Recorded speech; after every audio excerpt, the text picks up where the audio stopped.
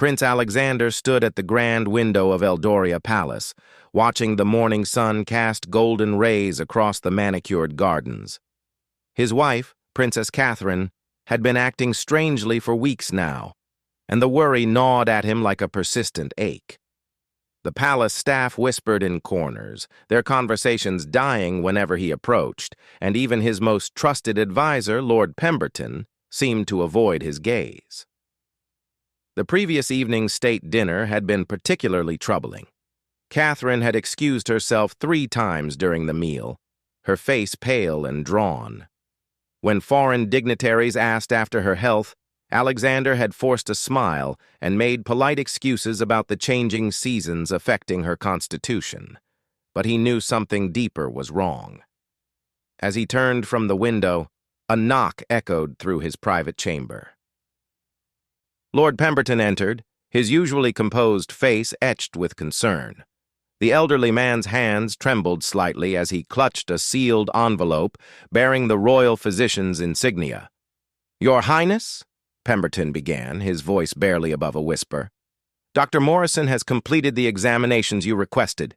He insisted I deliver this to you personally and immediately."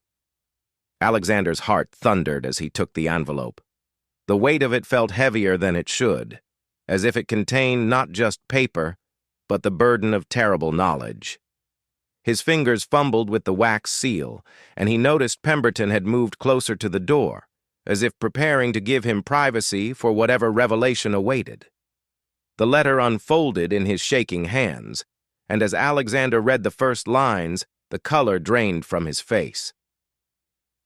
The words blurred before his eyes, but their meaning struck him with the force of a physical blow. Catherine, his beloved Catherine, was gravely ill. The mysterious symptoms that had plagued her were not, as they had hoped, simply exhaustion from her royal duties. According to Dr. Morrison's careful script, the princess was suffering from a rare blood disorder that had likely been dormant since birth. The recent stress of royal life, combined with her attempts to produce an heir for the kingdom, had triggered its devastating progression. The physician's prognosis was guarded but clear. Without immediate and aggressive treatment, Catherine had perhaps 6 months. Alexander sank into the nearest chair, the letter crumpling in his grip. Through the fog of shock, he heard Pemberton speaking, though the words seemed to come from very far away. The advisor was explaining that Dr. Morrison had already consulted with specialists from 3 neighboring kingdoms, that there were experimental treatments available in the mountain monasteries of the eastern provinces, that hope was not entirely lost. But Alexander could only think of Catherine's brave smile at breakfast that morning, how she had hidden her pain behind talk of the upcoming harvest festival. She had been protecting him, bearing this terrible secret alone while he remained oblivious to her suffering.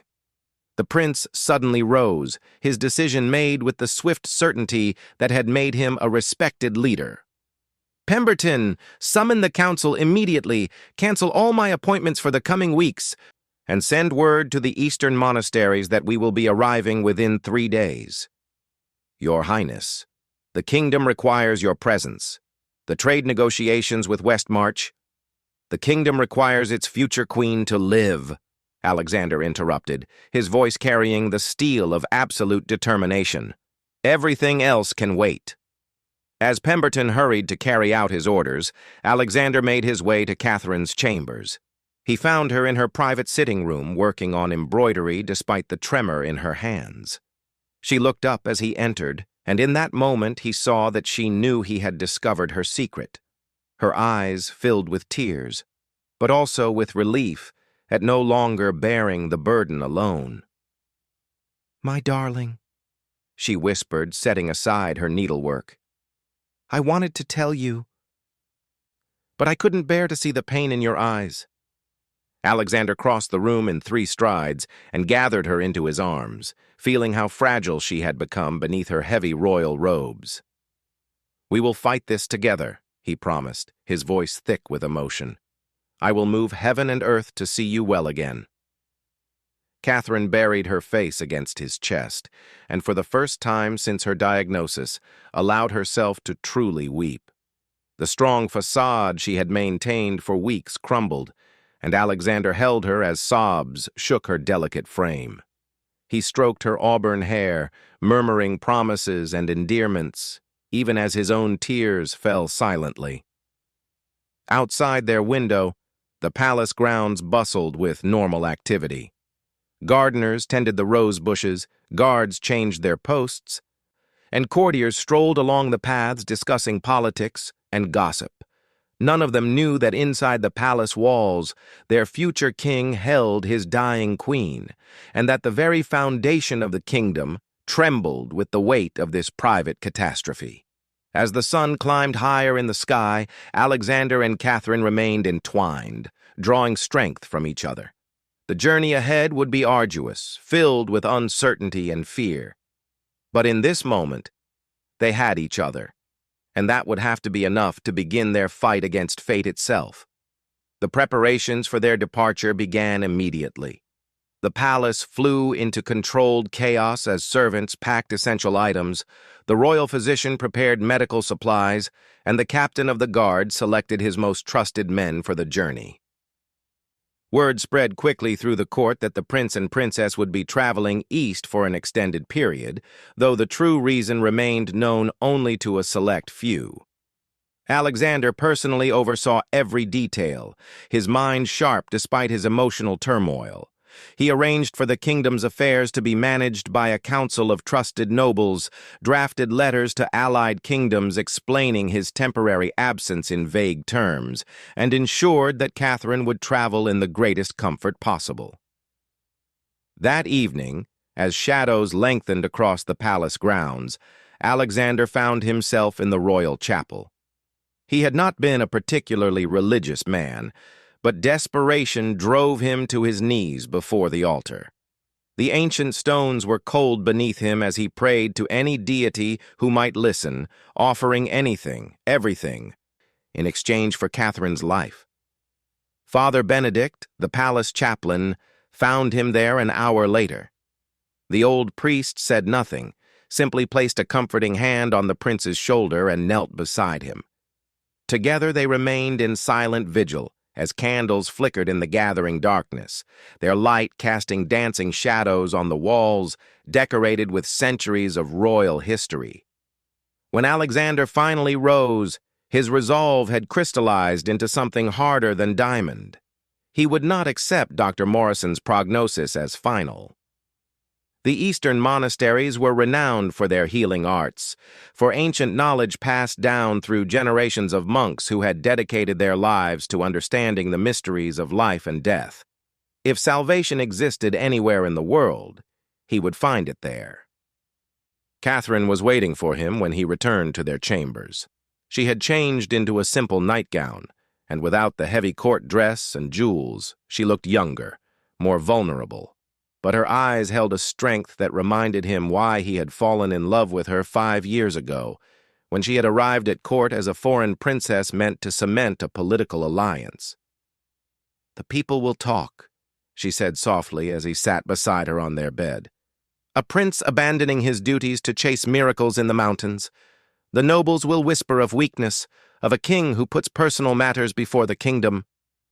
"Let them whisper," Alexander replied, taking her hands in his. They were cold, too cold, and he rubbed them gently to warm them. "When have we ever governed by the opinions of gossips? Besides, ensuring the health of their future queen is not a personal matter. It is a matter of state." A sad smile played at Catherine's lips. "Always the diplomat, even now. But we both know the truth, my love. You're not doing this for the kingdom. You're doing this for us." "And is that so wrong?" Alexander challenged, his voice fierce with emotion. "Is it wrong for a husband to fight for his wife's life? For a man to refuse to accept that the woman he loves more than breath itself might be taken from him?" Catherine reached up to touch his face, her fingers tracing the worry lines that had appeared in recent weeks. "No, it's not wrong. It's one of the reasons I love you so completely, your stubborn refusal to accept defeat, even when faced with the impossible." They spoke late into the night, making plans and sharing fears. Catherine revealed the full extent of her symptoms, the dizzy spells that struck without warning, the bone-deep exhaustion that no amount of rest could cure, the bruises that appeared from the slightest touch and took weeks to fade. Alexander listened with growing horror, realizing how much she had hidden from him, how much she had suffered in silence to spare him worry. As dawn approached, they finally fell into an exhausted sleep, still holding each other. Their dreams were troubled, filled with dark forests and mountain peaks that seemed to stretch endlessly into clouded skies. But even in sleep, they did not let go, as if their physical connection could somehow anchor them against the storm that threatened to tear their world apart. The next 2 days passed in a blur of preparation. Catherine's ladies-in-waiting, sworn to secrecy, helped her select clothing suitable for mountain travel while still maintaining royal dignity. The royal physician consulted with herbalists and healers, compiling a comprehensive list of treatments that might be available in the eastern provinces.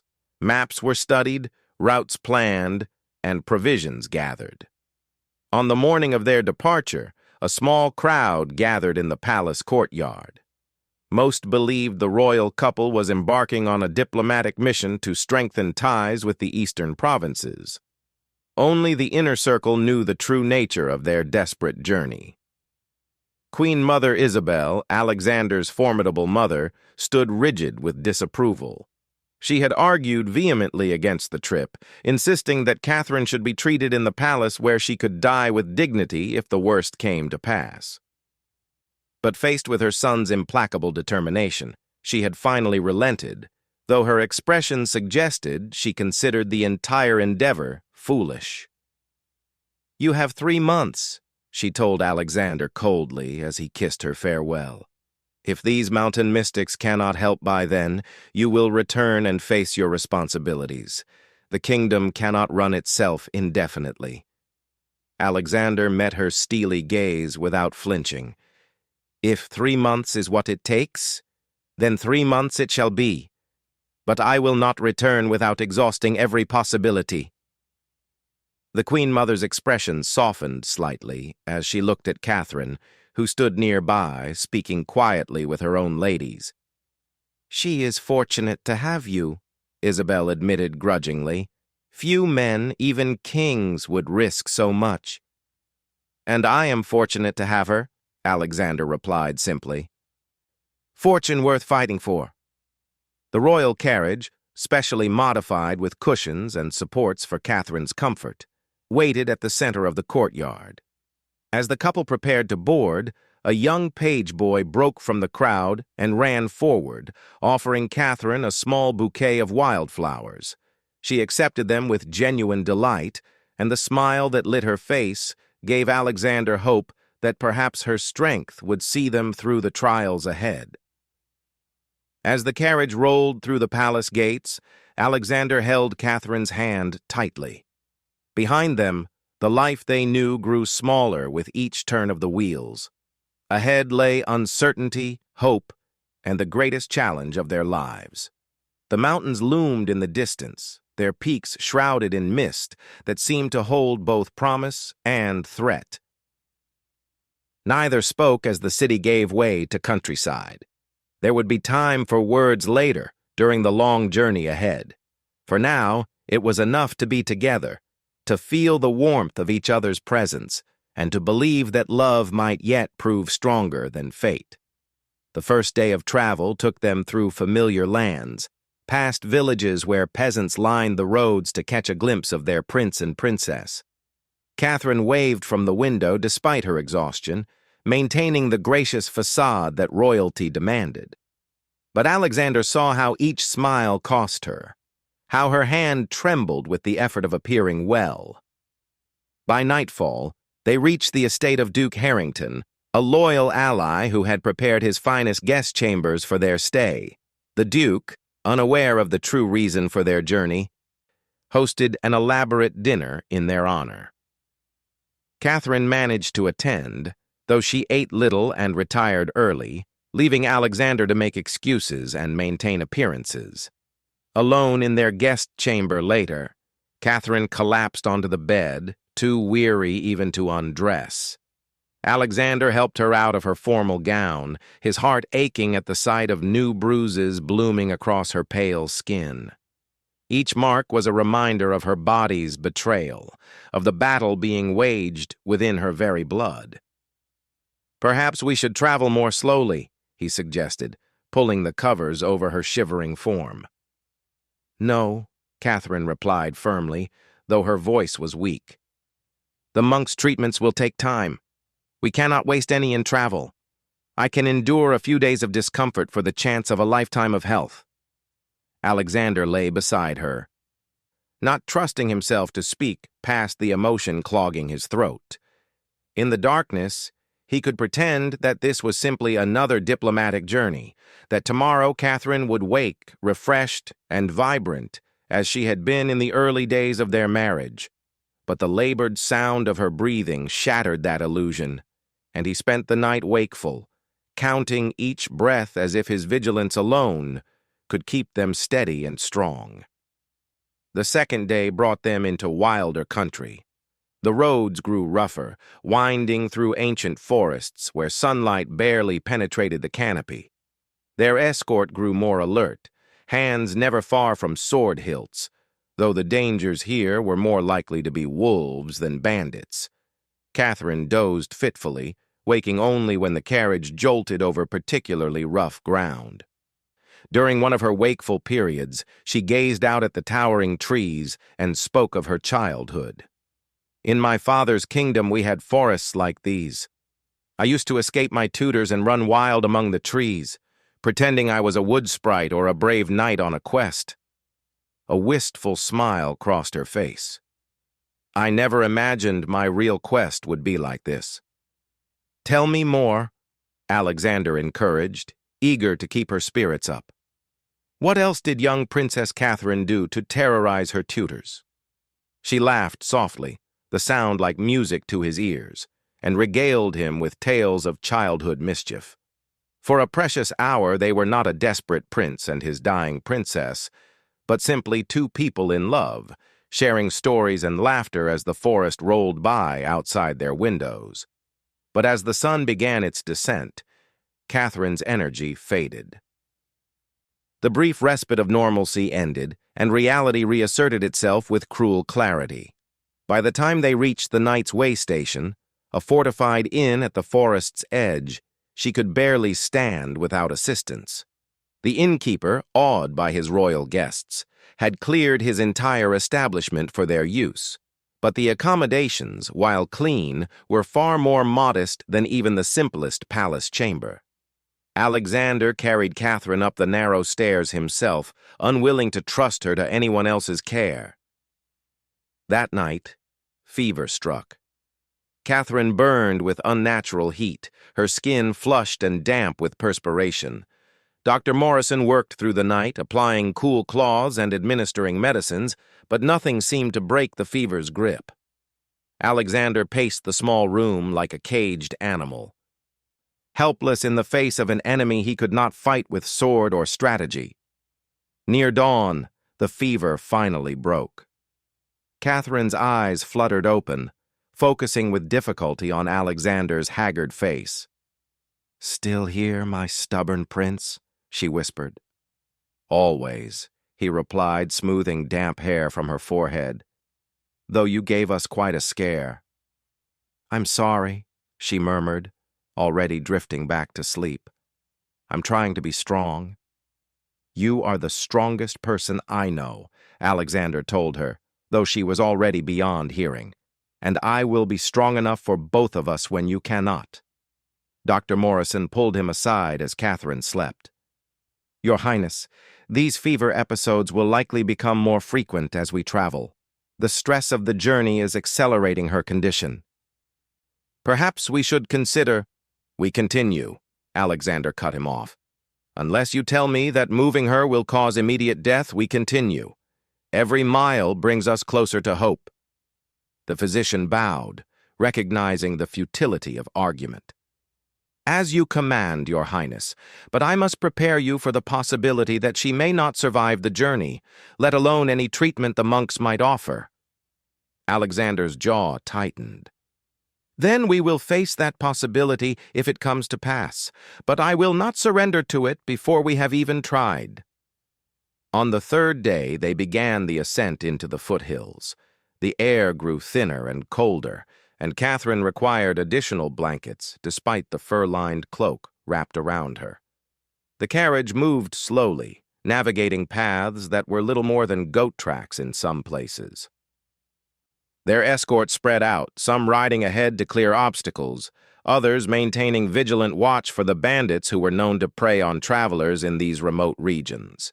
Catherine spent most of the day in a strange half-sleep, occasionally murmuring words that Alexander couldn't quite catch. He held her against him, trying to cushion her from the worst of the jolts, and found himself talking to fill the silence. He spoke of their future, of the children they would have once she was well, of the reforms they would institute together, of the golden age their reign would usher in. Whether she heard him or not, he couldn't say, but the words seemed to comfort them both. As afternoon shadows grew long, their captain of guards rode back with news.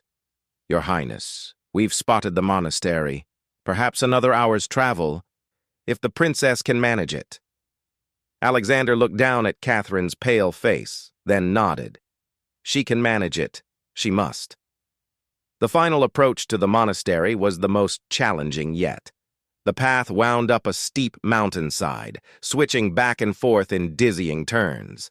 More than once, the guards had to dismount and help guide the carriage wheels past crumbling edges where a single misstep would send them plunging into the abyss below. But at last, as the sun touched the western peaks with fingers of gold and crimson, they created a final rise and saw their destination. The monastery clung to the mountainside like it had grown from the very rock, its ancient stones weathered but solid. Prayer flags fluttered in the evening breeze, their bright colors a startling contrast to the austere gray of the buildings. A delegation of monks waited at the gates, having been alerted to their arrival by some system of communication Alexander couldn't fathom. At their head stood an elderly man whose eyes held depths of knowledge and compassion that gave Alexander his first real surge of hope in days. "Prince Alexander," the monk said, his voice carrying despite the wind, "we have been expecting you. Bring the princess inside. There is much work to be done, and time grows short." As Alexander carried Catherine through the monastery gates, he felt they were crossing more than just a physical threshold. Behind them lay the world they knew, with its familiar pains and limitations. Ahead lay the unknown, terrible in its uncertainty, but precious in its possibility. The monks closed the gates behind them with a sound like the ending of one chapter and the beginning of another. Whatever came next, their old life was now behind them. The fight for Catherine's life had truly begun.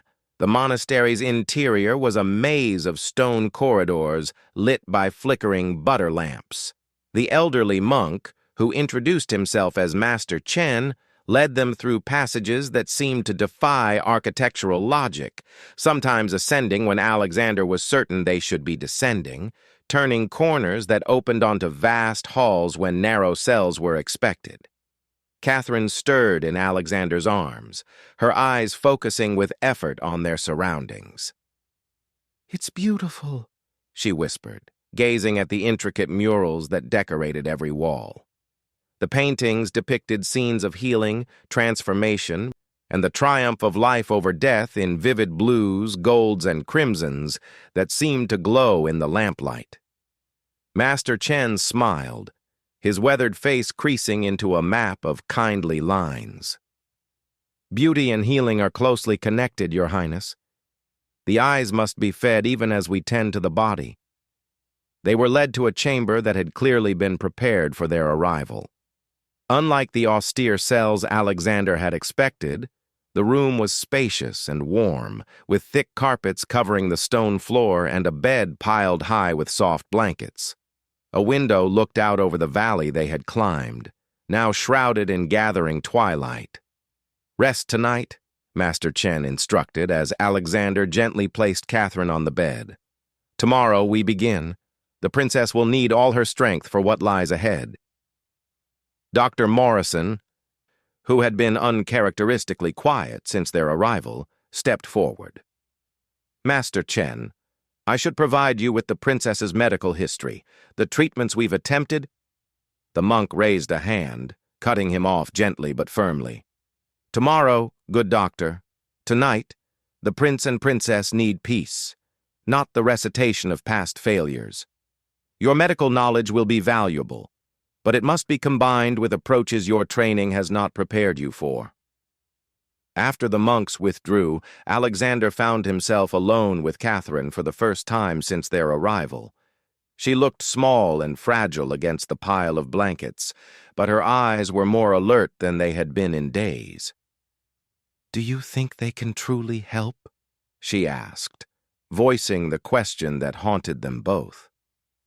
Alexander sat beside her, taking her cold hands in his warm ones.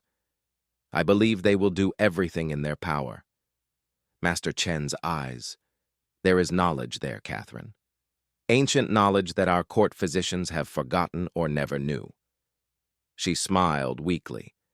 "Ever the optimist, my love. It's one of the things I adore about you, even when optimism seems foolish." "It's not optimism," Alexander corrected gently. "It's determination. I refuse to consider a world without you in it. Therefore, we will find a way to heal you. Simple logic." Catherine laughed, the sound ending in a cough that brought spots of color to her pale cheeks. "If only illness could be conquered by royal decree. You would simply command my blood to behave properly, and it would obey out of sheer terror of displeasing you." They talked quietly as darkness fell completely. The monastery settling into a profound silence broken only by the distant sound of chanting. The monks' voices rose and fell in hypnotic rhythms, and Catherine's eyes grew heavy. Just before she drifted off to sleep, she squeezed Alexander's hand. "Whatever happens," she murmured, "know that these years with you have been worth everything. You gave me a love I never expected to find in an arranged marriage." Alexander's throat tightened. "You speak as if this is an ending. It's a beginning, Catherine. The beginning of your healing." But she was already asleep, her breathing shallow but steady. Alexander remained awake, watching over her and listening to the monks chanting. The foreign words washed over him like a river, and though he understood none of them, they brought an unexpected comfort. Dawn came early in the mountains, painting the peaks in shades of rose and gold. Alexander had dozed fitfully in a chair beside the bed, waking every time Catherine stirred. Master Chen arrived with the first light, accompanied by two younger monks carrying trays of food and medicine. "The princess must eat," Master Chen said firmly when Catherine tried to refuse the simple meal of rice porridge and mountain herbs.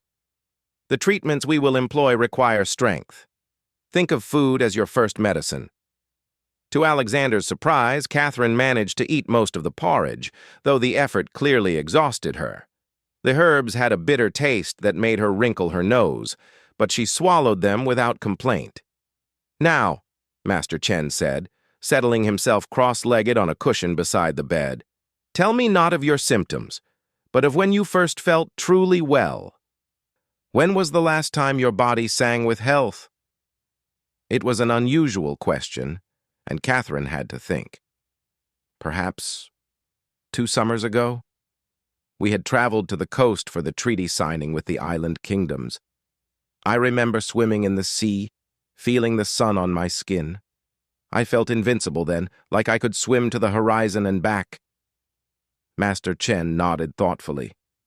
"The sea, the sun, elements of life and vitality. We must remind your body of that feeling, teach it to remember health rather than dwelling in illness." The treatments began that morning, unlike anything Alexander had witnessed in the palace infirmaries. There were herbs, yes, but prepared in ways Dr. Morrison watched with fascination, combined according to principles that seemed to consider not just their medical properties, but their spiritual essences. Catherine was bathed in water infused with mountain flowers and rare minerals that turned the liquid a deep amber color. The monks chanted over the bath, their voices creating vibrations that seemed to penetrate the very air. Catherine emerged looking exhausted but somehow cleaner, as if more than just physical dirt had been washed away. Next came the meditation chambers. Master Chen taught Catherine breathing techniques that he claimed would help her life force flow more freely through her body. Alexander was permitted to observe, watching, as Catherine struggled to maintain the prescribed positions and breathing patterns. "The princess has a strong will," Master Chen told Alexander during one of these sessions, "but she uses it like a battering ram trying to break through obstacles.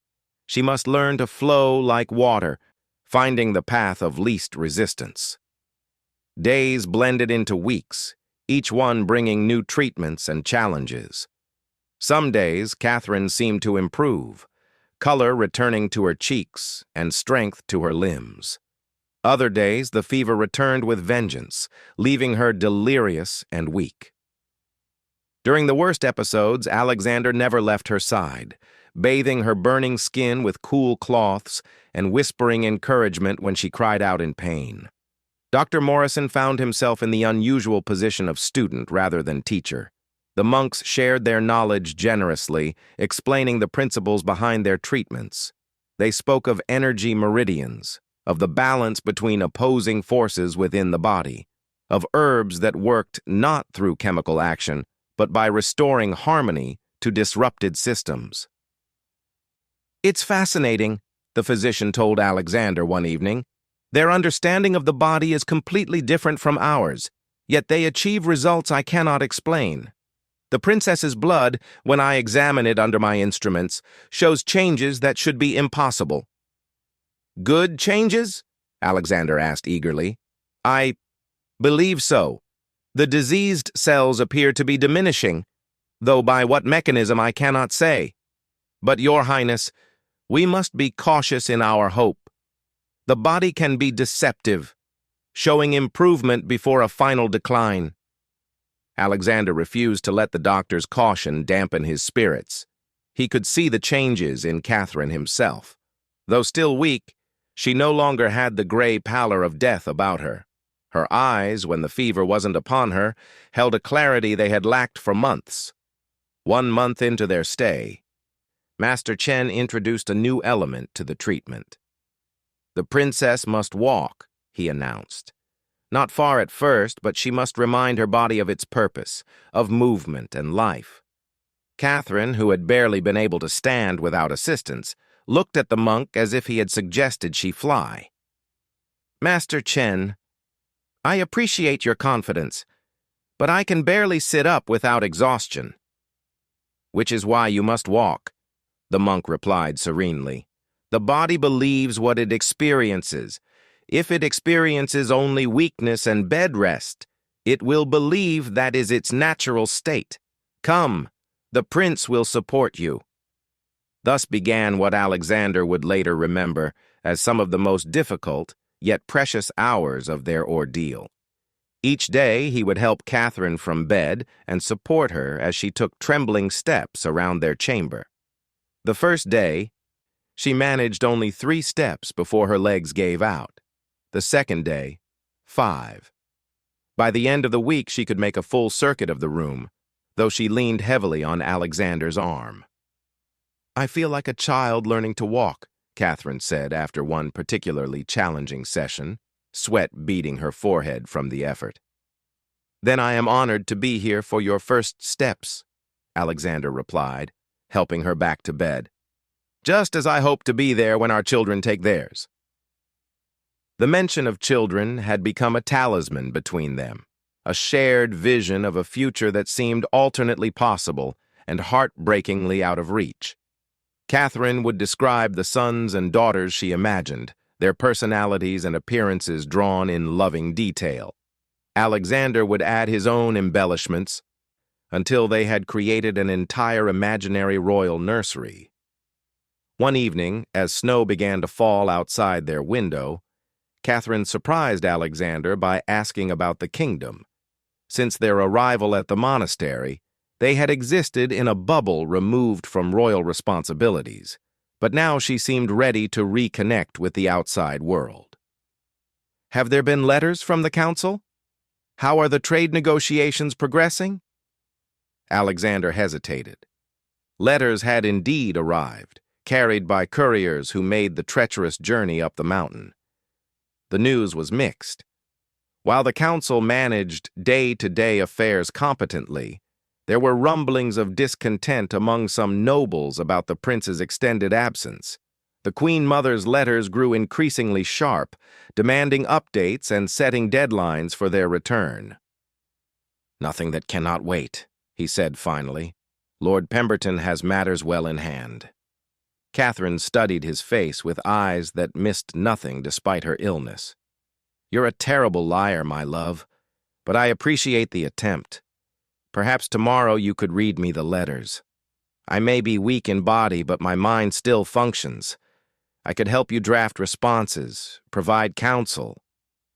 The eagerness in her voice, the desperate desire to be useful, to be more than just a patient, touched Alexander deeply. "Of course," he agreed. "Your wisdom has been sorely missed. The council could benefit from your insights, even from afar." The next day, they established a new routine. In the mornings, Catherine underwent her treatments. In the afternoons, when she felt strongest, Alexander would read her the correspondence from home, and together they would craft responses. It gave Catherine purpose beyond her own healing, and Alexander was reminded of what an able partner she was in governance. One letter, however, Alexander did not share. It arrived on a particularly cold morning, sealed with black wax that made his heart sink before he even opened it. His father-in-law, King Roderick of Valmore, had written to inform them that he was ill. The physicians gave him perhaps 2 months. He wished to see his daughter once more before the end. Alexander agonized over whether to tell Catherine. The journey to Valmore would be arduous, potentially undoing all the progress she had made. But how could he deny her the chance to say goodbye to her father? Master Chen found him in the monastery's meditation garden, staring unseeing at the snow-covered peaks. "You carry a heavy burden, Your Highness," the monk observed. Alexander found himself telling the wise man about the letter, seeking guidance. Master Chen listened without interrupting, then sat in silence for so long Alexander wondered if he had fallen asleep. Finally, the monk spoke. "In trying to protect those we love, we sometimes rob them of their choices. The princess is stronger than you know, in spirit if not yet in body. Trust her with the truth." That evening, Alexander showed Catherine her father's letter. She read it once, twice, then held it against her chest as tears rolled down her cheeks. "I knew something was wrong," she whispered. "In his last letters, his handwriting was different, shakier. I told myself it was nothing." "We don't have to go," Alexander said quickly. "Your health must come first." "Your father would understand—" "No," Catherine interrupted, her voice gaining strength. "I must see him, not just for him but for me. Master Chen's treatments have given me strength I didn't think I'd have again. Let me use it for this." Master Chen, when consulted, was surprisingly supportive. "The healing of the body cannot be separated from the healing of the heart. If the princess carries the weight of unfinished business, it will hinder her recovery. We will prepare medicines for the journey, and I will send Brother Wei with you. He has trained in our arts for 20 years. Preparations began immediately. The journey to Valmore would take 2 weeks in good weather, longer if the winter storms intensified. Catherine threw herself into her treatments with renewed vigor, determined to be strong enough for the travel. Dr. Morrison watched her progress with amazement. "It defies medical explanation," he told Alexander. "The power of the human will, properly directed, seems capable of miracles. Her blood work shows continued improvement, and her physical strength grows daily. 3 days before their planned departure, Catherine achieved a milestone. She walked from their chamber to the monastery's main hall without assistance, a distance that would have been impossible weeks earlier. The monks, normally serene, actually applauded as she entered the hall, and Master Chen's smile was radiant. "You see," he told Alexander, "the princess is a warrior in her own way. She fights not with swords, but with spirit." That night, Catherine was more animated than Alexander had seen her in months. She spoke excitedly of seeing her homeland again, of introducing Alexander to places from her childhood, of the food she had missed and the people she longed to embrace. "I want to show you the library where I learned to love books," she said, her eyes bright. "And the garden where my mother grew roses from cuttings she brought from her own childhood home. Father tended them himself after she died, though he claimed to have no skill with plants." Alexander listened with joy and trepidation in equal measure. The journey would be risky, but seeing Catherine's spirit renewed was worth any danger. He had learned something important in their time at the monastery. Healing was not just about the body, but about hope, purpose, and connection. The night before their departure, Master Chen performed a ceremony in the monastery's main temple. Catherine and Alexander knelt before an ancient altar as the master monk chanted blessings for their journey. Incense filled the air with sweet smoke, and the butter lamps cast dancing shadows on the walls covered with images of protective deities.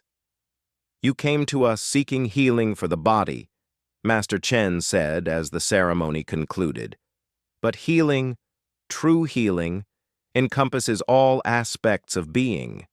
The princess's body grows stronger, yes, but more importantly, her spirit has remembered its power. Continue to nurture both, and there is no limit to what may be achieved." Brother Wei, the monk who would accompany them, was a man of middle years with a ready smile and gentle demeanor. He carried with him a chest of medicines and herbs, along with detailed instructions for their use. "The treatments must continue," he explained. "The princess has made remarkable progress, but the condition is not yet fully resolved. Consistency is crucial." Their departure from the monastery was bittersweet. In just 2 months, the ancient place had become a sanctuary, a world removed from the pressures and expectations of royal life. Catherine wept as she embraced Master Chen, thanking him for giving her hope when she had none. "Hope was always within you," the master corrected gently. "We merely helped you find it again. Remember what you have learned here. The body's wisdom, when properly guided, is greater than any medicine." As their carriage rolled through the monastery gates, Catherine reached for Alexander's hand. Her grip was firm, no longer the weak grasp of an invalid, but the confident hold of a woman facing her future with courage. "Are you ready for this?"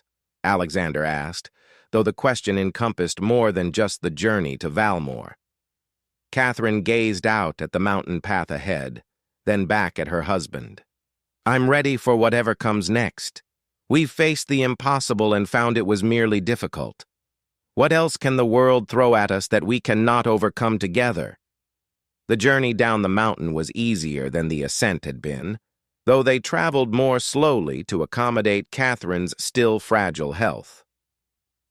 Brother Wei proved an excellent traveling companion, sharing stories of the monastery and teaching Alexander some of the simpler healing techniques, so he could assist with Catherine's care. They stopped frequently, allowing Catherine to rest and take her medicines. At each halt, Alexander marveled at the change in her. Where once she would have been carried from the carriage, she now walked under her own power. Her appetite had returned, and she ate the simple travel fare with enthusiasm. On the 4th day of their journey, they encountered their first challenge. A winter storm swept down from the peaks, turning the mountain paths treacherous with ice and snow. They were forced to seek shelter in a woodcutter's cottage, the royal couple cramming into the small space along with their guards and attendants. The woodcutter and his family were awed by their royal guests, but welcomed them with mountain hospitality. Catherine, far from being dismayed by the humble accommodations, charmed the family with stories and helped the woodcutter's wife prepare a simple meal. "You have a gift," the woman told Catherine as they worked side by side. "Not just for cooking, but for making people feel valued. That's rarer than royal blood." That night, as the storm raged outside, Alexander watched Catherine sleep by the flickering firelight. She had given away most of her blankets to ensure the woodcutter's children were warm, keeping only a thin cover for herself. When Alexander tried to give her his own blanket, she refused. "I'm not cold," she insisted. "For the first time in so long, I feel truly warm from within." The storm passed by morning, leaving the world transformed under a blanket of pristine snow.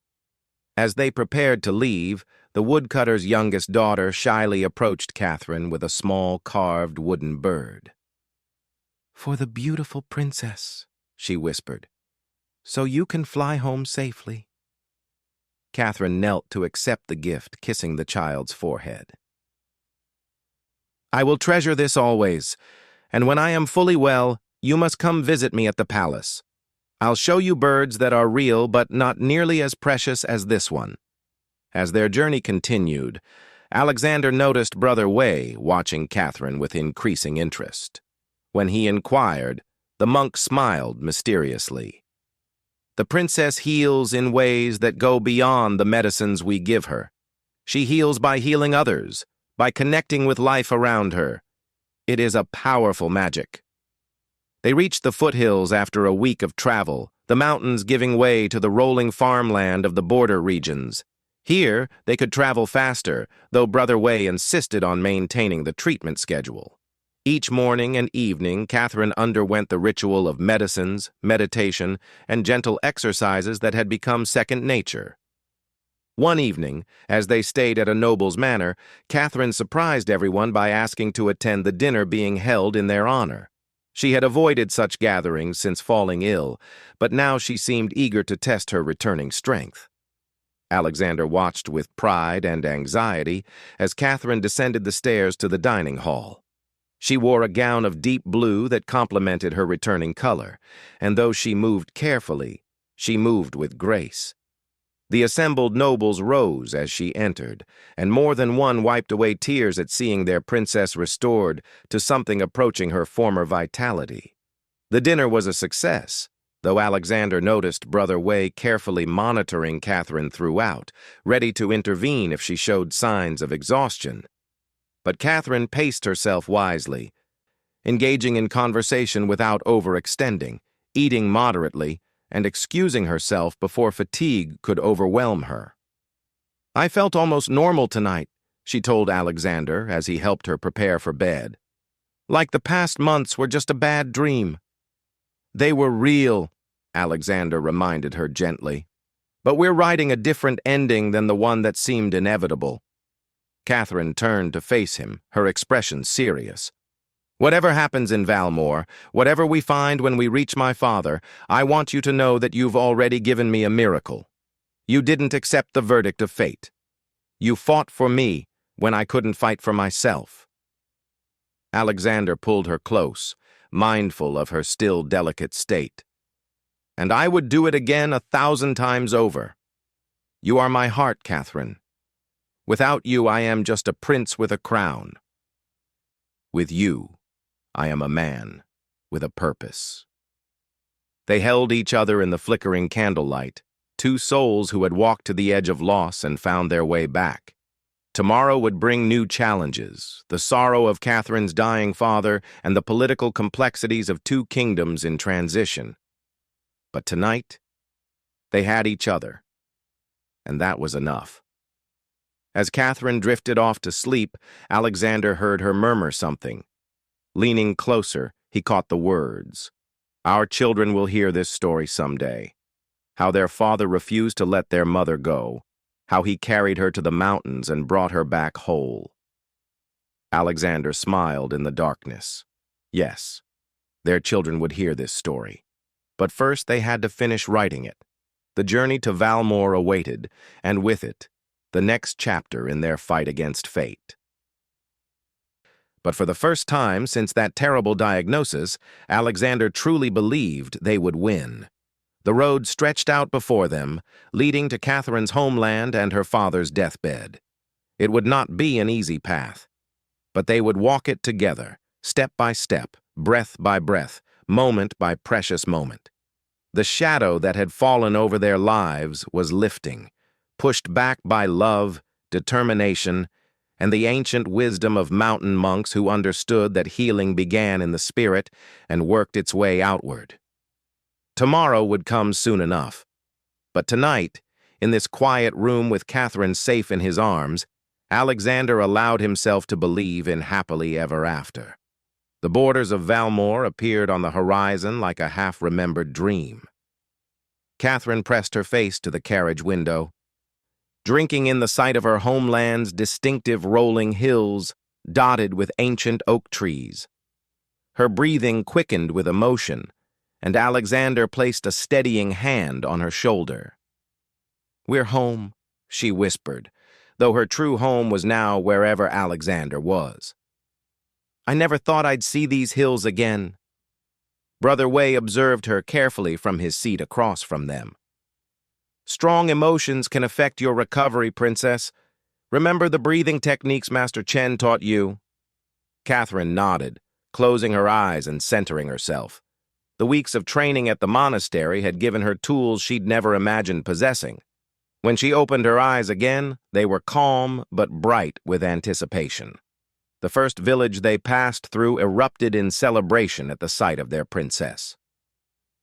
Word had somehow traveled ahead of their arrival, and people lined the streets, tossing flower petals and calling out blessings. Catherine, despite Brother Way's cautions about overexertion, insisted on stopping the carriage to greet some of the villagers. An elderly woman pushed through the crowd, tears streaming down her weathered face. "Princess Catherine, we heard you were dying. We lit candles in every temple, prayed to every saint." Catherine took the woman's gnarled hands in her own. "Your prayers helped guide me to healing. I'm not fully well yet, but I'm fighting. Keep those candles burning a little longer for me." As they continued toward the capital, the crowds grew larger. By the time they reached the outskirts of Valmore City, a proper escort had formed, with riders in the silver and green of Catherine's father's house flanking their carriage. "The king knows you're coming," the captain of the escort informed them. "He's been holding on, your highnesses. The physicians say it's sheer will keeping him alive until he can see his daughter once more." Catherine's composure cracked slightly at this news. Alexander pulled her against him, feeling the tremors that ran through her body. "You're strong enough for this," he murmured. "We've come so far. What if seeing me like this, still fragile, still fighting my own battle, what if it breaks his heart?" Catherine's voice was small, vulnerable in a way she rarely allowed herself to be. "Then he'll see his daughter as she truly is," Alexander replied firmly. "A warrior who refused to surrender. A woman who traveled through winter storms and over mountains to say goodbye. He'll see courage, not weakness." The palace of Valmore rose before them like a fairy tale castle, its white stone towers gleaming in the afternoon sun. Catherine had described it to Alexander many times, but seeing it in person, he understood why she spoke of it with such wistful fondness. Where Eldoria Palace was imposing and fortress-like, Valmore was all grace and beauty, with soaring arches and gardens visible even from outside the walls. They were met in the courtyard by Queen Regent Isabella, Catherine's stepmother, a woman only 10 years older than Catherine herself. The relationship between them had always been cordial but distant, the young queen unsure how to mother a princess so close to her own age. "Catherine," Isabella said, coming forward with outstretched hands. "Oh, my dear, we feared we'd lost you." The two women embraced, and Alexander saw Isabella whisper something in Catherine's ear that made his wife's eyes fill with tears. When they parted, the Queen Regent's own eyes were wet. "The king is in his chambers," Isabella said, composing herself. "He's been asking for you every hour. The physicians say he's been waiting for you to arrive before he lets go." Catherine straightened her spine, calling on reserves of strength that amazed Alexander anew. "Then I mustn't keep him waiting any longer." The walk to the king's chambers was both too long and too short. Courtiers bowed as they passed, many openly weeping at the sight of their princess returned, but clearly still battling her own illness. Catherine acknowledged them with nods and small smiles, every inch the royal, even as her steps grew unsteady. Outside the king's door, she paused. "Will you come with me?" she asked Alexander. "I know traditionally this should be private, but I need you." "Always," Alexander assured her, taking her arm. King Roderick of Valmore lay propped against a mountain of pillows, his once robust frame reduced to skin and bones. But his eyes, the same shade as Catherine's, blazed with life when his daughter entered the room. "My little wild rose," he whispered, using his pet name for her. "You came." Catherine flew to his bedside, carefully embracing her father. "Of course I came. Did you think a little thing like nearly dying would keep me away?" The king's laugh turned into a cough, but his smile remained. "That's my girl, always defiant, even in the face of death itself." His gaze moved to Alexander. "And you, son, thank you for bringing her home." "She brought herself, Your Majesty," Alexander replied. "I merely refused to let her go alone." "Good man." The king's approval was evident. "I chose well when I agreed to the match. Better than I knew." For the next hour, father and daughter talked. Catherine told him about the monastery, the treatments, her improving health.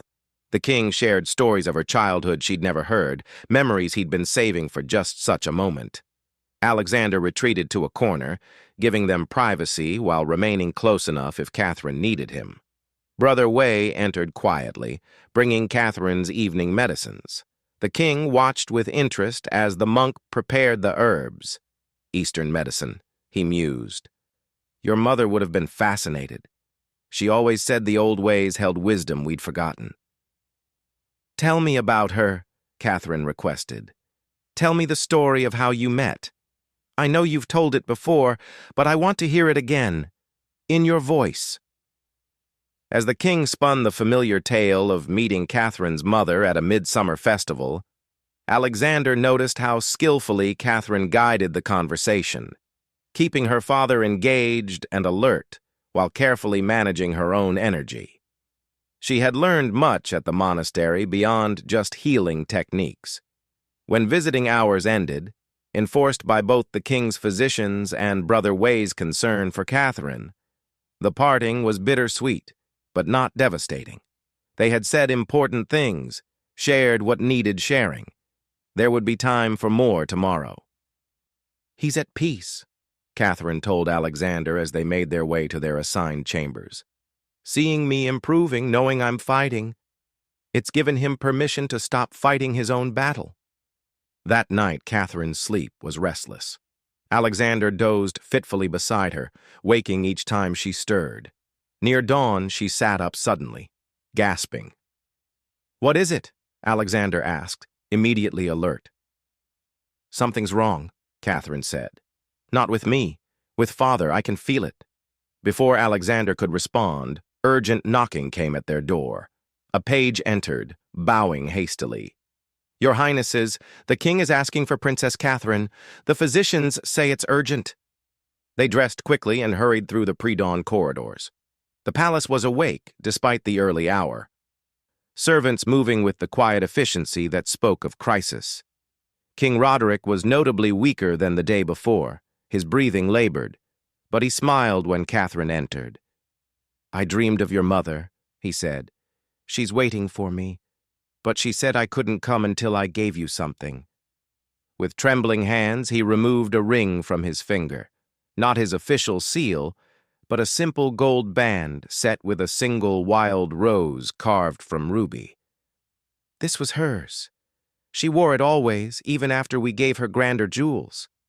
She said it reminded her that the most beautiful things are often the simplest. Catherine took the ring, tears flowing freely. "Father." "Wear it when you're queen," he continued, his voice fading. "Remember that you come from love, that you were created in joy, that you carry both Valmore and Eldoria in your heart now." His gaze shifted to Alexander. "Take care of my wild rose." "With my life, your majesty," Alexander vowed. The king nodded, satisfied. "Good. Now, Catherine, tell me again about the mountains. Tell me about the monks and their chanting. It sounds peaceful."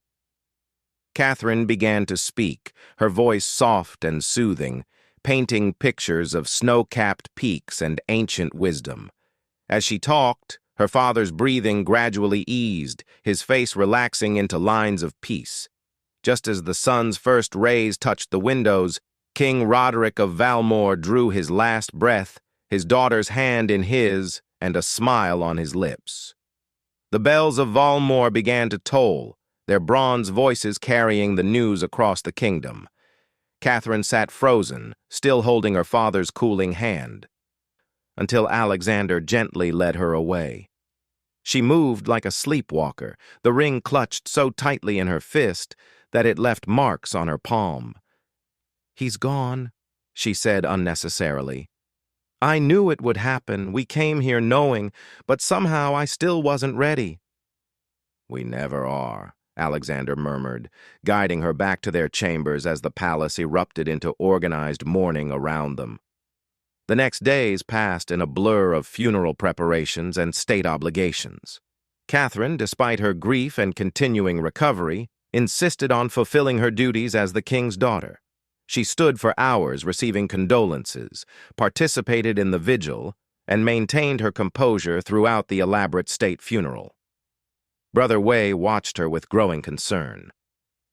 "The princess pushes herself too hard," he told Alexander. "Grief and exhaustion are dangerous companions for one still healing." But Catherine would not be swayed.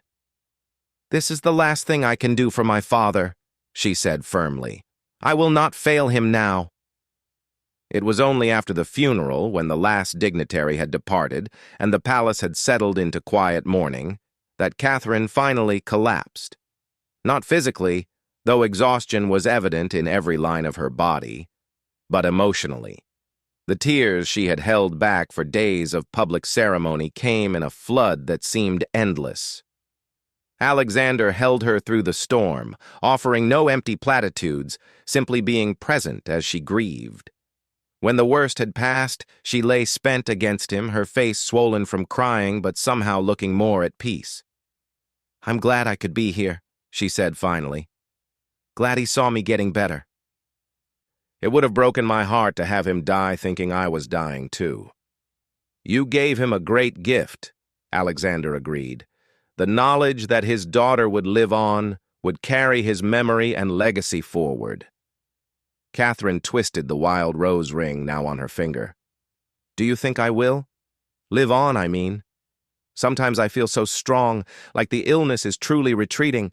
Other times I wonder if this is just a reprieve, a beautiful dream before the final waking. Brother Wei says your progress continues to exceed expectations," Alexander reminded her. "Each day you grow stronger. The treatments work, Catherine. You're healing." She was quiet for a long moment. "When we return to Eldoria, things will be different. I'll be truly well, or at least well enough to resume my duties." "Are you ready to have a functioning wife again instead of an invalid who needs constant care?" Alexander turned her to face him, his expression serious. "You were never just an invalid to me. Even at your weakest, you were my partner, my advisor, my heart.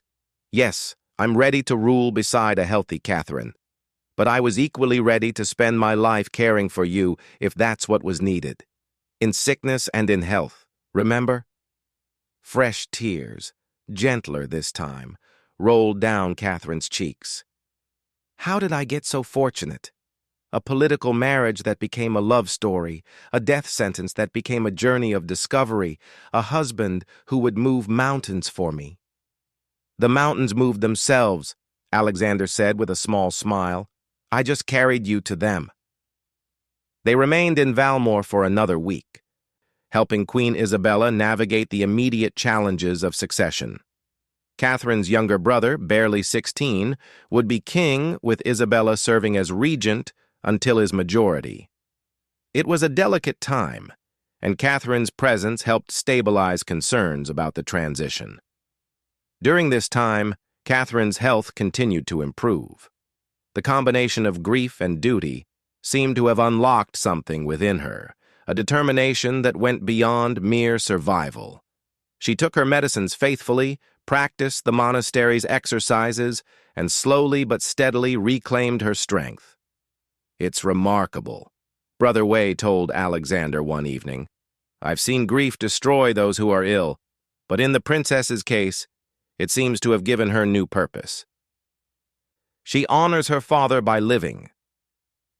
The journey back to Eldoria took on a different character than their desperate flight to the monastery. This was a royal progress, with stops at allied estates and towns that had heard of Catherine's miraculous improvement. Everywhere they went, people came to see their princess restored, and Catherine met them all with grace and growing vitality. At one stop, a young woman approached with a sick child. Your Highness, she begged, they say you found healing in the mountains. My daughter, she wastes away like you did. Please, can you help? Catherine knelt before the child, her face compassionate. I'm not a healer, she said gently, but I can share what I learned.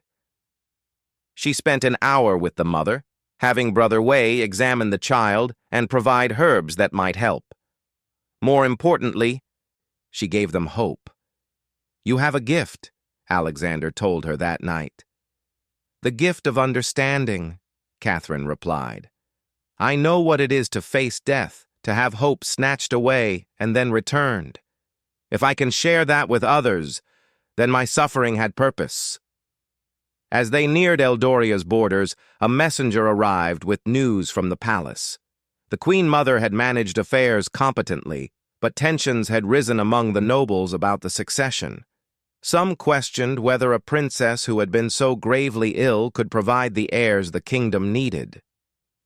Fools, Alexander said dismissively, as if bearing children is the only measure of a queen's worth. But Catherine looked thoughtful. They're not entirely wrong to be concerned.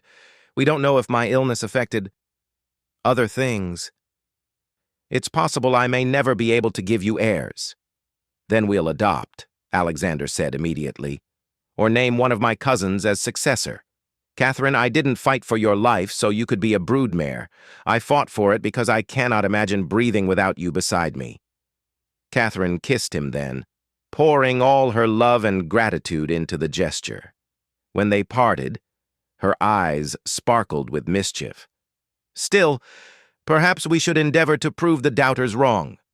Brother Wei did say all my systems appear to be functioning normally now. Alexander laughed, joy bubbling up at seeing his wife's spirit so fully restored. When you're ready, my love. We have all the time in the world now.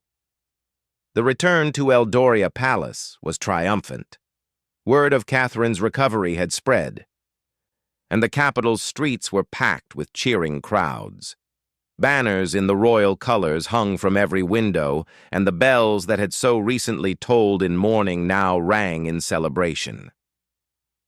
Queen Mother Isabel waited in the throne room, her severe face showing actual emotion as Catherine entered on her own feet, walking straight and strong. The older woman's embrace was brief, but genuine. You've done the impossible, Isabel said quietly. The physicians had written you off, yet here you stand. Perhaps I should have more faith in mountain magic. It wasn't magic, Catherine replied. It was knowledge, dedication, and a husband who refused to accept defeat. But mostly it was the realization that I had too much to live for to simply fade away. The court's reaction to Catherine's return was mixed. Many rejoiced genuinely, having feared for their beloved princess. Others clearly had positioned themselves for a future without her and now scrambled to adjust their plans. Catherine observed it all with keen eyes, filing away information for future use.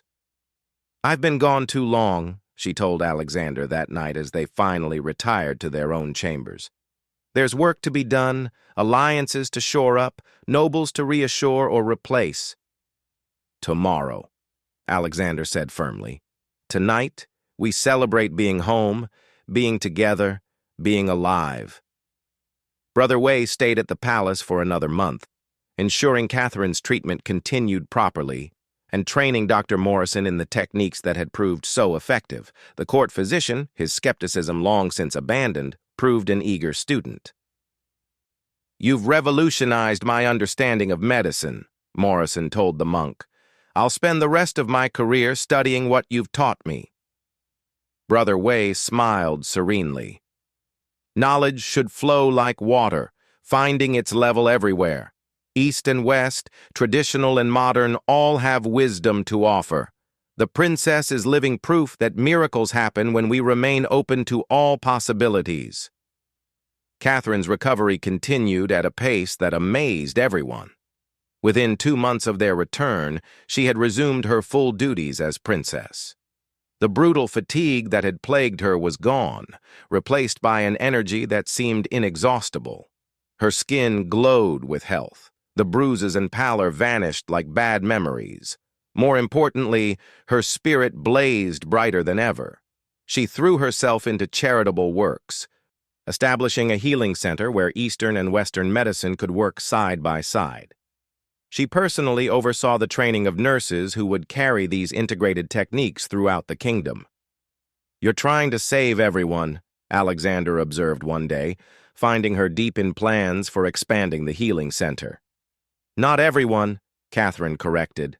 "But if my suffering can prevent even one person from experiencing that despair, then it was worth it." "We were fortunate, Alexander. We had resources, could travel to find help. What about those who don't?" It was this compassion, born from her own trials, that endeared Catherine even more to the people. Stories spread of the princess who had walked through death's shadow and returned with wisdom to share. The healing center became a beacon of hope, drawing patients and healers from across the continent. 6 months after their return from the monastery, Dr. Morrison performed his regular examination of Catherine's blood. His whoop of joy brought both royals running to his laboratory. "It's gone!" he exclaimed, waving a paper covered in notations. "The disease cells, the abnormalities, all of it. Your blood is as healthy as any I've ever seen. By every measure I can devise, you are cured." Catherine sank into a chair, overwhelmed.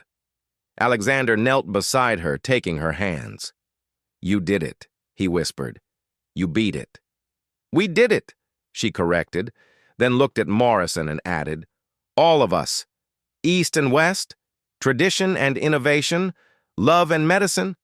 We proved that miracles aren't magic. They're what happens when people refuse to give up."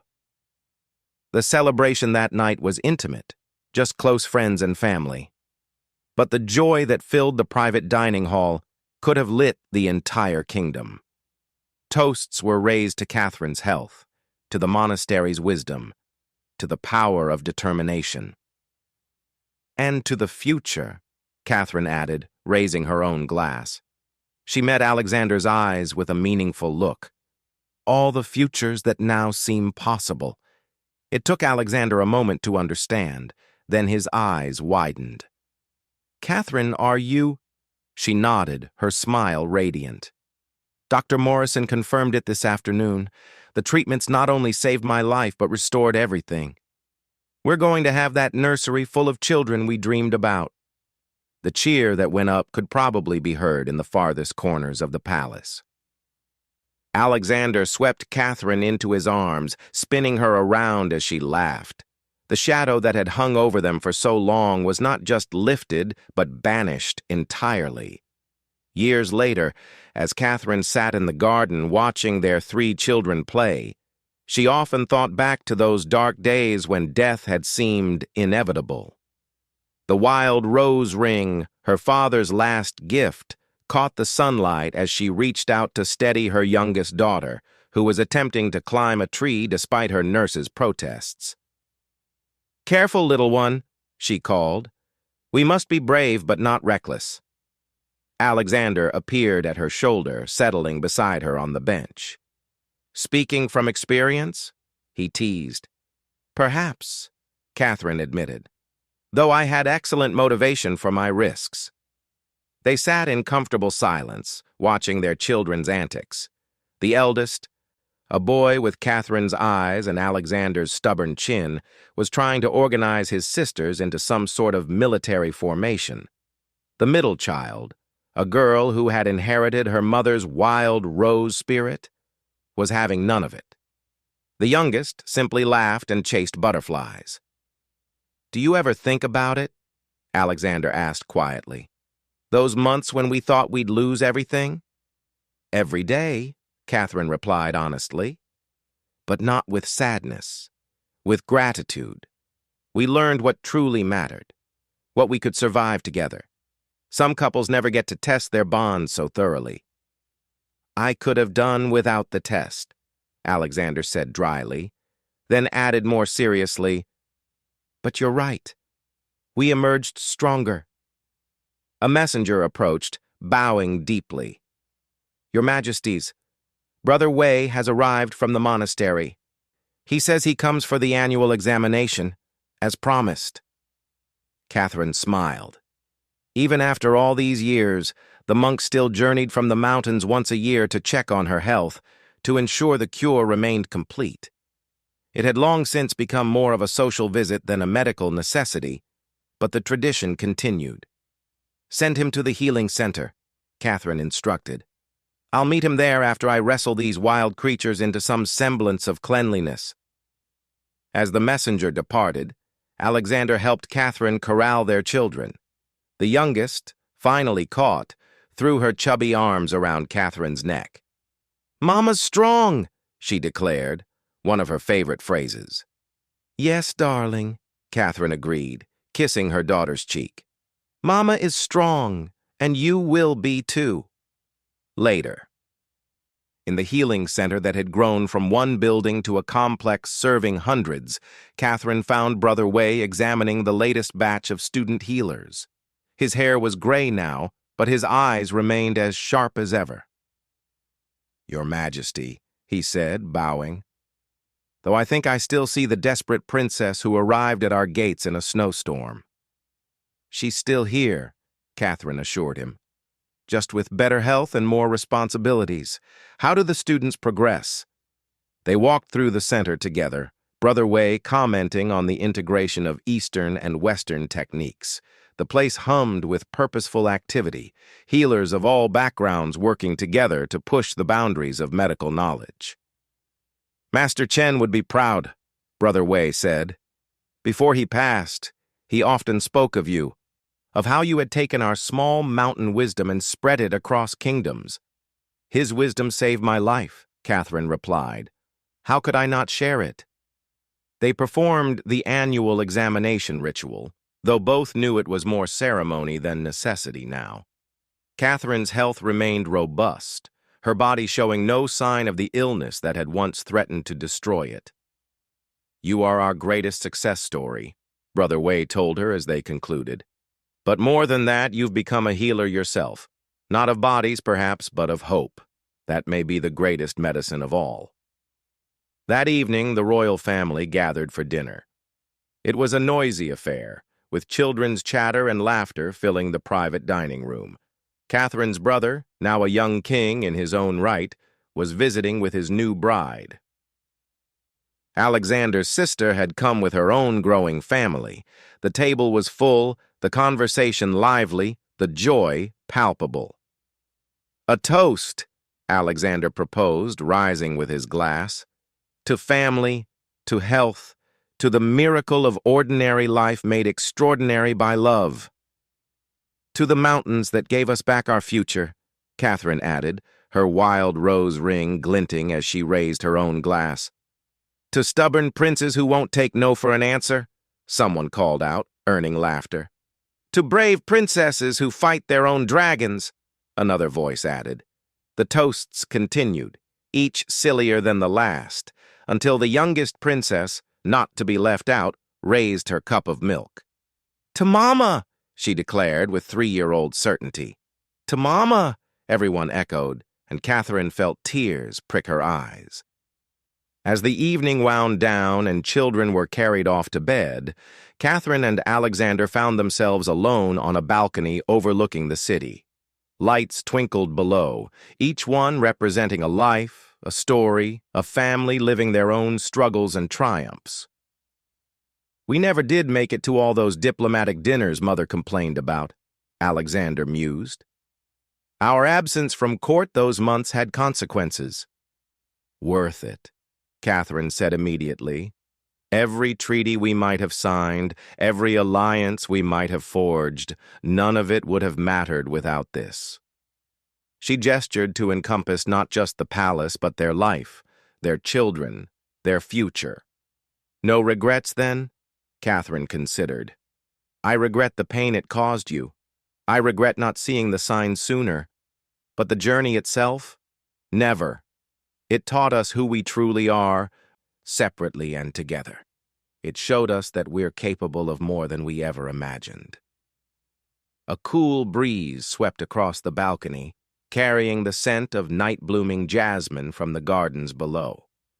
Catherine shivered slightly, and Alexander wrapped his arms around her, a gesture of protection that had become second nature during her illness and remained a cherished habit.